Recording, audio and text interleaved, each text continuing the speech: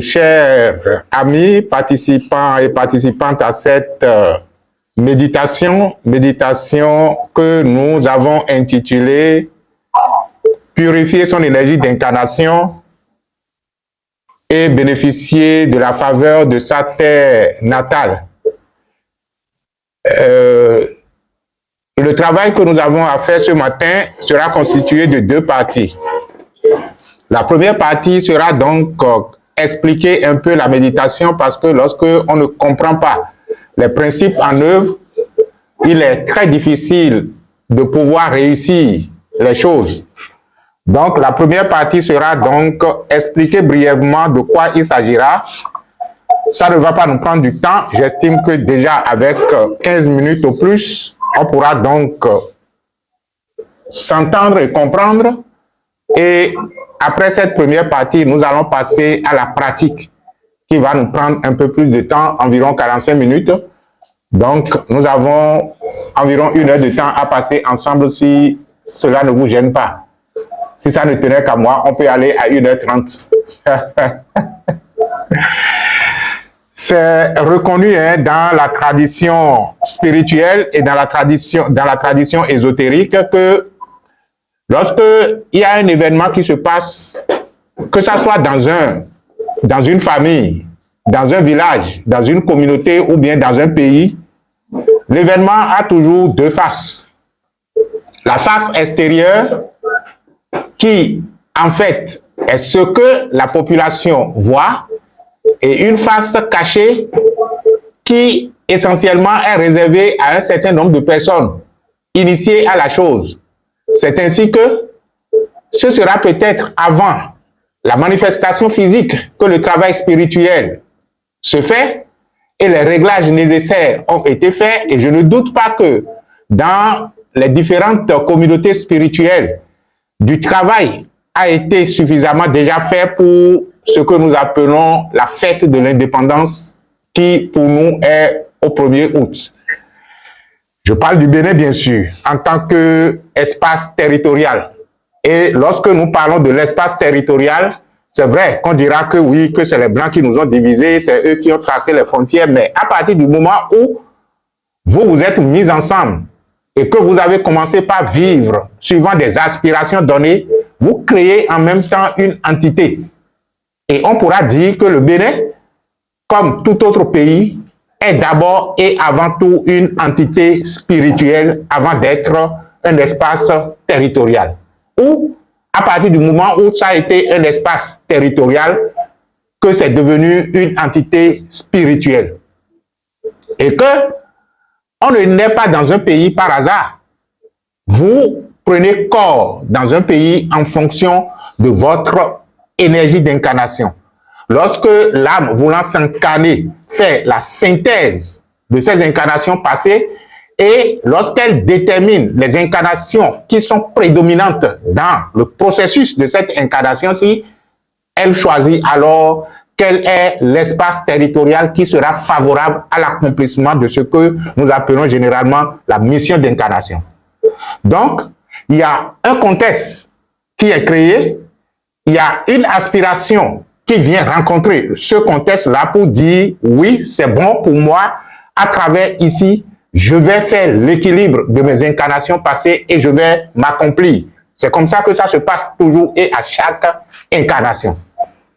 Donc, lorsque nous nous sommes retrouvés ici, dans cet espace territorial que je pourrais appeler le Bénin, comme tout autre pays, parce que ce que nous sommes en train de dire sera valable aussi avec d'autres espaces territoriaux, lorsque cela se passe comme ça, nous avons une responsabilité. Nous avons des engagements que nous avons pris et ces engagements doivent être respectés.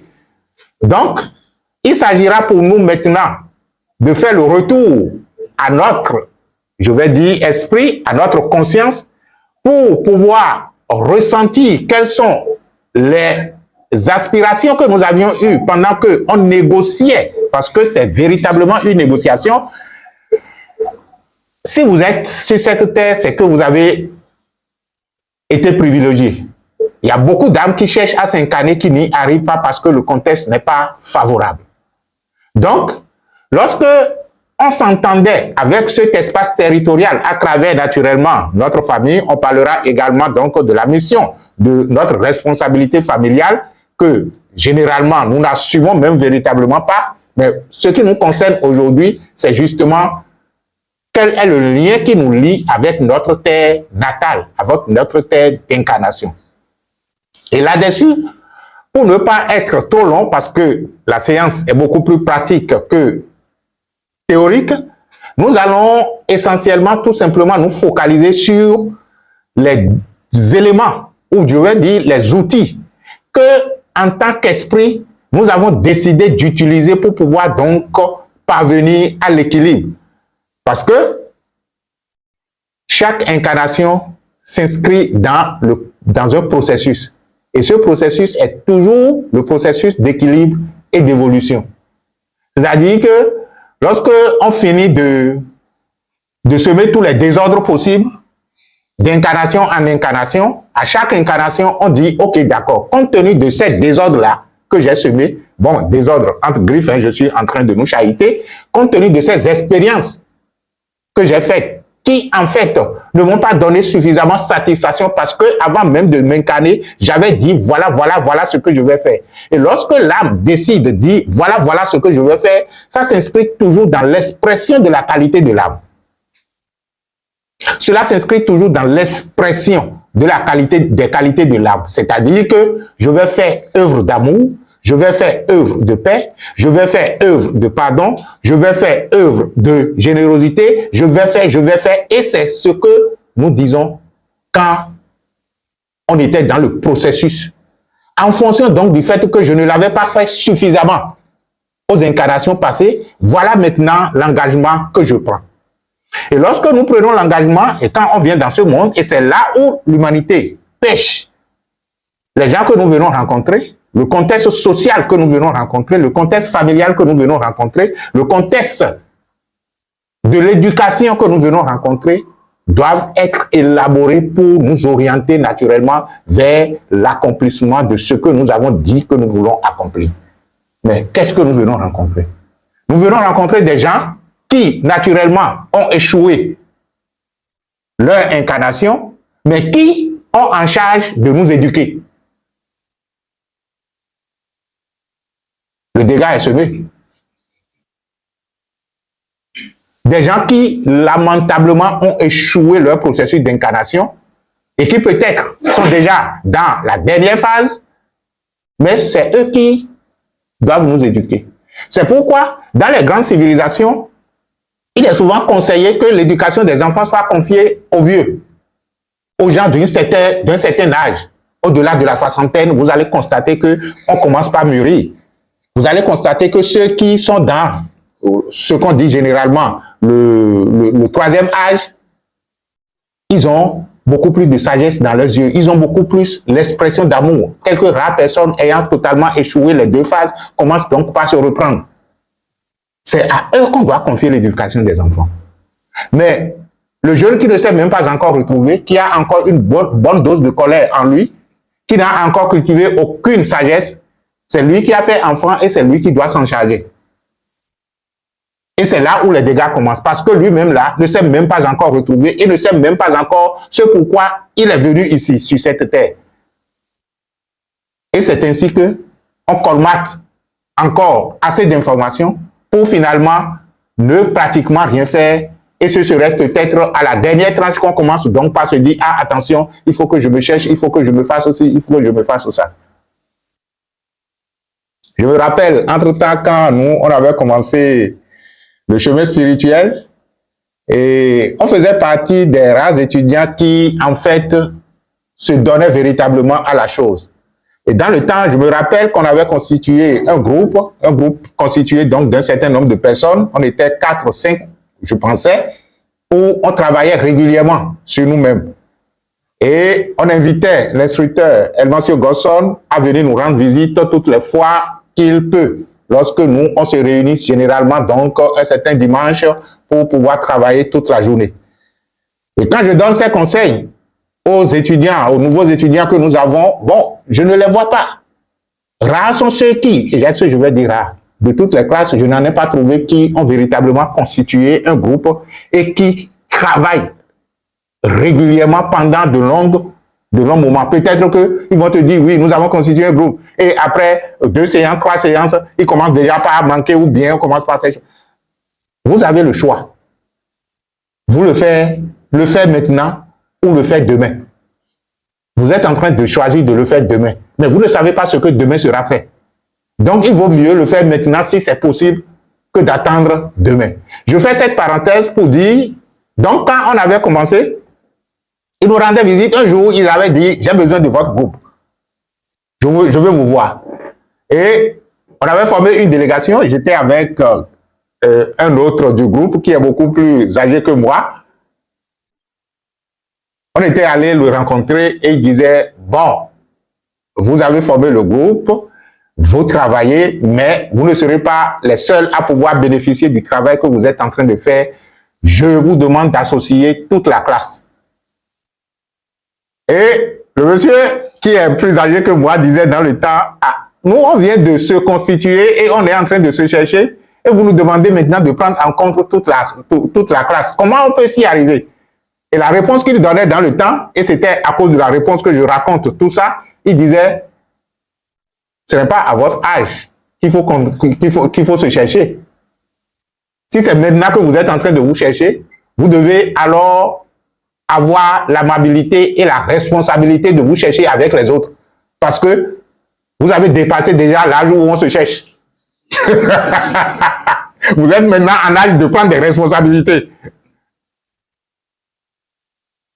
On a ruminé, mais finalement, on a été obligé donc de nous constituer pour prendre la promotion en charge parce que on s'était dit, ok, d'accord, si nous, on se prenait un dimanche, on va créer alors un autre dimanche dans le mois pour pouvoir donc nous occuper des autres.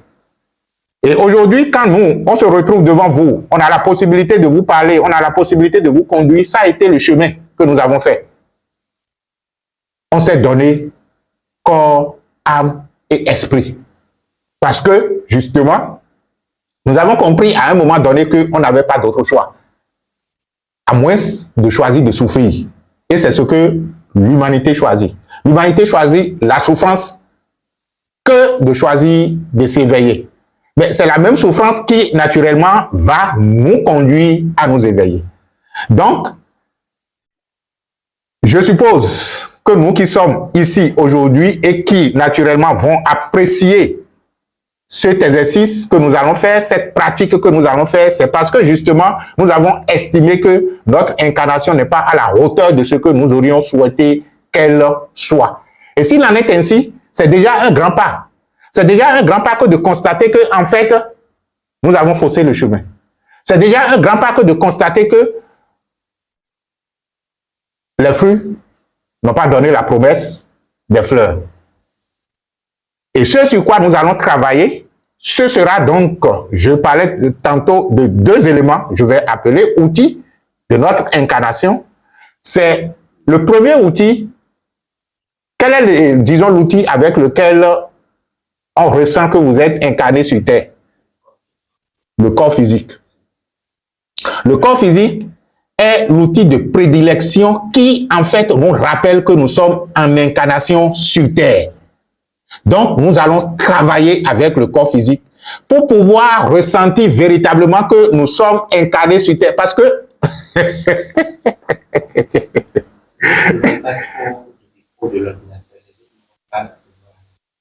ah, je regarde beaucoup plus...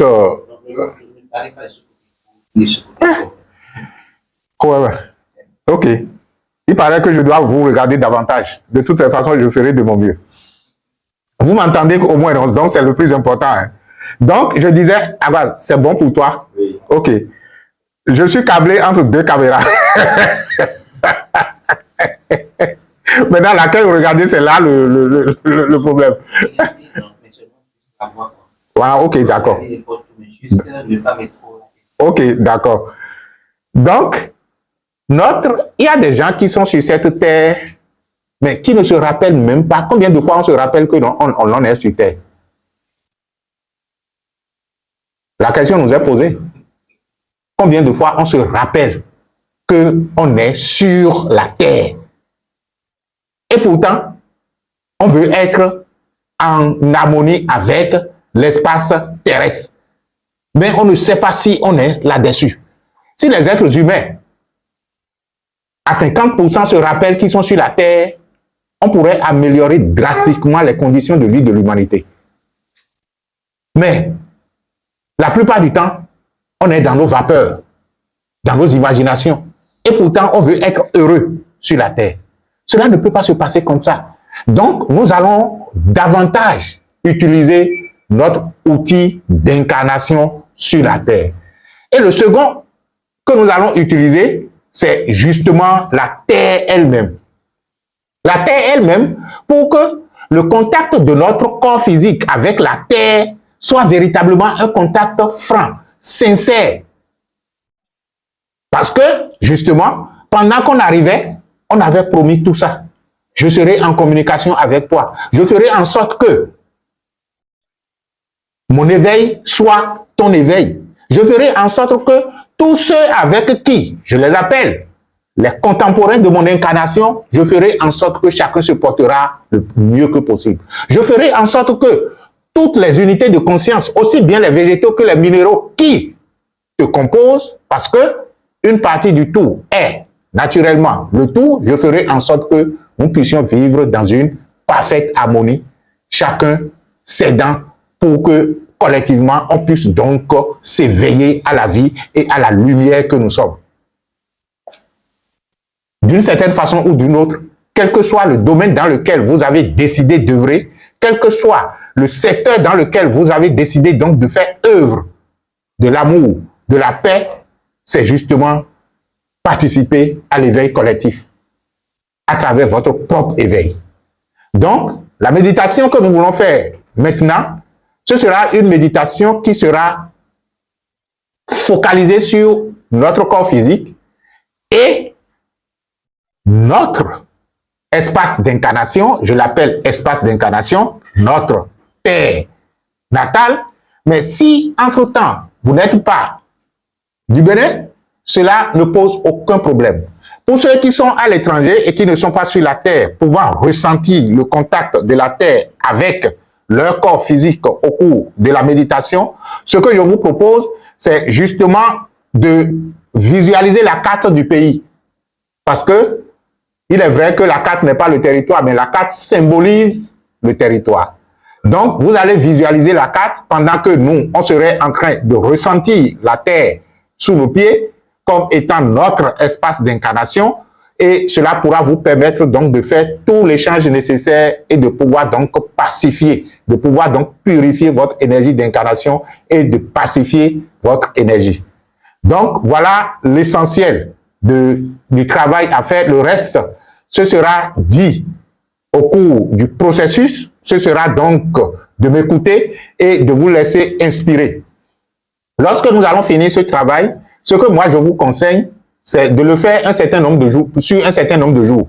On dira, bon, je peux le faire 3 fois. Mais si vous le faites 3 fois et que vous n'avez pas eu de résultat, continuez. Ce que je propose déjà à la limite, c'est au moins 7 fois. Si vous êtes de sexe féminin, c'est-à-dire travailler sur 7 jours et 9 jours si vous êtes du sexe masculin.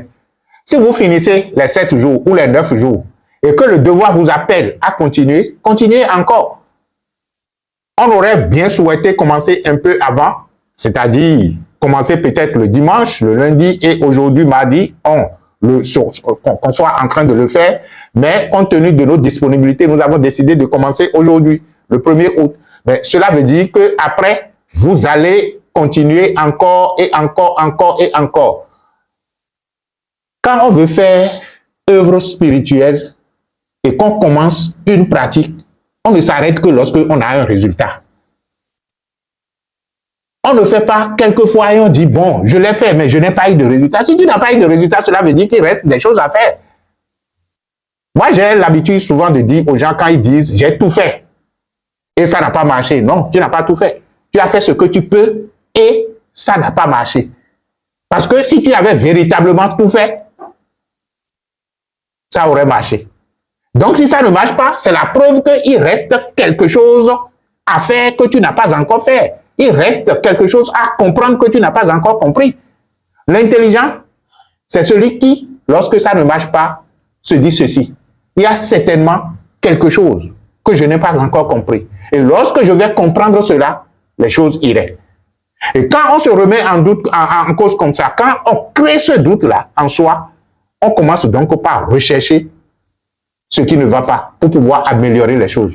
Au lieu de rester là, passivement et naïvement dire, non, on a tout fait, ça n'a pas marché, oui, on a tout fait. Non, il y a quelque chose à comprendre qu'on n'a pas encore compris. Et lorsque on va comprendre cela, les choses iront mieux.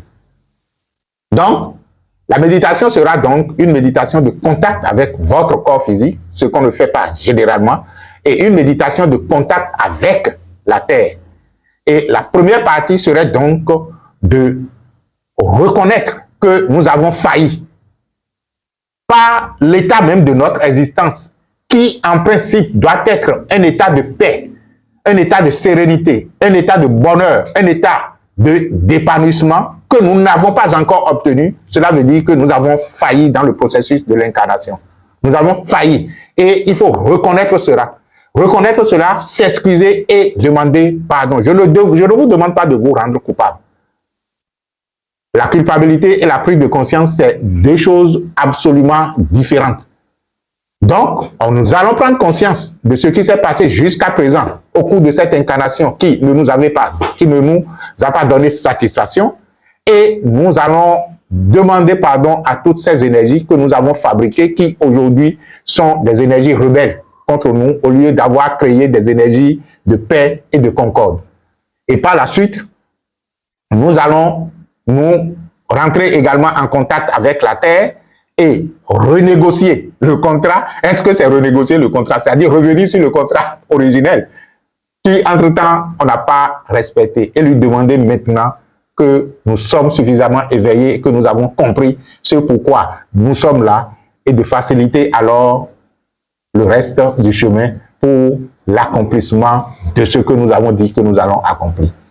Pour ceux qui ne le savent pas encore, cet exercice vous permettra, lorsque vous allez vous mettre en contact avec la Terre, de lui dire, de vous rappeler que vous avez oublié. C'est pourquoi tout ça, là, ça se passait comme ça. Que tout ce désordre, vous l'avez créé parce qu'entre-temps, vous avez oublié. Maintenant, qu'elle vous rappelle la mission pour laquelle vous vous êtes incarné sur elle et qu'est-ce que vous avez décidé de faire, non seulement pour cet espace territorial qu'on appelle le Bénin, mais également pour l'humanité tout entière. Mais que cela partira d'ici.